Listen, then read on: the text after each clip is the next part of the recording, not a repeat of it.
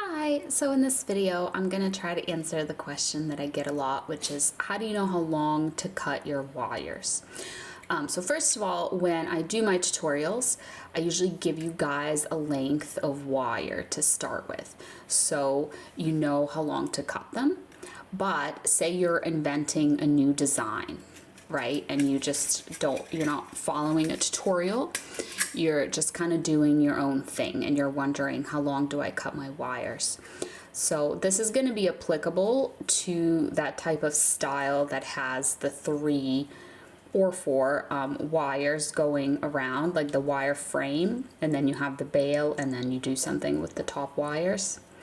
This is basically for that, because there's obviously some very different designs that it will be very different for them. So what I do is I take my stone. I usually have some kind of general design idea in my head, or in some cases I don't, and I try to cut my wires just extra long. Say I have no idea what I'm doing. I'm just inventing a new design. I'm gonna see where this goes, right? So I'll just take my wire, make a little loop like this. Imagine like that's my wire frame going around my stone. I have all this excess here to do the bail, to do the curls and swirls with the end of the wire. If I want to do a lot of curls and swirls, I might make this even longer. But basically I do something like this, and it's good to just make it extra long to begin with. Do it with copper wire because copper wire is more affordable. Yes, you're going to end up with some scraps of wire, some excess, but that's okay. You can use them to make chain links and just a variety of things. So here's my initial little wire here that I cut, just an extra long wire. Just I envisioned it, going around my stone and then making a bail with it here, and then just having all this excess to like finish it off somehow. So that's how I like to do it. I just kind of eyeball, cut it nice and long, being aware that I'm gonna have excess. And then to make things easier, and I'll show you guys how to be more precise later. This is like when you're first inventing your design. Okay, so then I would cut all 3 wires like this. So they're just all the same length. All right, so you got your 3 wires. Doesn't have to be 3, you can be more, especially if you have a larger or thicker stone.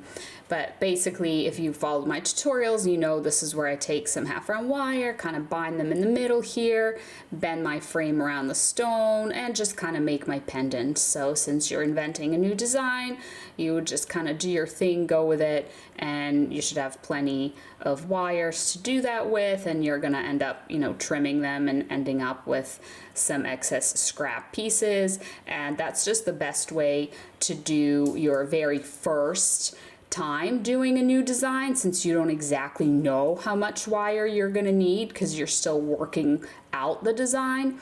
But then what you can do for next time, so you can use less wire, especially if you want to make this in sterling silver, for example, next time, a more expensive, costly wire. You can prepare for next time so you know the exact measurements that you will need.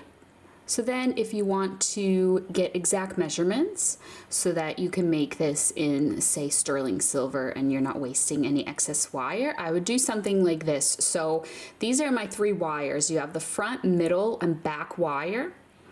And then, this is kind of the middle of them where you connect them together. And these are, the edges. Say I initially cut my wires to be like 10 inches long, right? So this is what I'm starting with. And here's a pendant, just for example. So this would be the middle right here where I made that connection, and you have the front wire, the middle wire, and then the back wire here on the back. So as I'm making this, and as I cut each wire, say I made my bail, and then I ended up, so the bail is made with front wires, these front wires turn into my bail.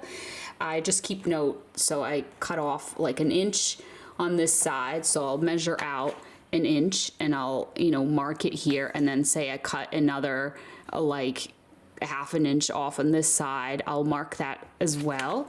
Just, I'll take the actual scrap of wire that I cut and I'll put it here and I'll mark it. But what I do try to do is I give myself a little room, because it's hard to make a pendant if your wires are like exactly perfectly the right size. It's good to give yourself like a little bit of extra room. So I will, you know, when I'm actually cutting my wires, I will cut them a little bit longer than these actual markings. So then I go ahead and I do that for all the wires as I'm making the pendant. And as I cut the wire, I just mark them. So this is just random, right? I'm just doing this for an example. So I mark exactly how much I cut off on each wire to create the pendant that I'm creating. So then when I'm making the next pendant, say in sterling silver, and now I want exact measurements, what I'll do is I'll cut a piece of wire and I'll start, you know, from one marking to the other marking. I'll make it a little bit longer just to give, I like to give myself at least a little bit excess just in case something goes wrong. Plus no stones are, you know, super identical. Like a stone might look the same, but it might actually be ever so slightly larger, you know? So I like to give myself a little excess, but I'll do something like this, you know, I'll cut my wires to roughly, you know, these lines, these new lines that I made, not these, you know, original old lines. I'll cut them and then I'll just put them all together. It's easy to see where the middle is. So then I'll grab all three wires and I'll hold them in the middle. The edges of them here aren't gonna match, right? They're gonna be like this or something because you line them up with that piece of paper. This is the middle and that's where I bind them. And then I go ahead and I make my pendant, and hopefully that made sense, but that's how I go about making it where it's more exact wire measurements. But when I'm playing around, when I'm just inventing new designs, I just cut, you know, extra long copper wires, and I end up with a lot of scraps at first. So that's kind of my tips, my tips and tricks. Hopefully it was helpful. Thank you so much for watching, and I'll see you next time.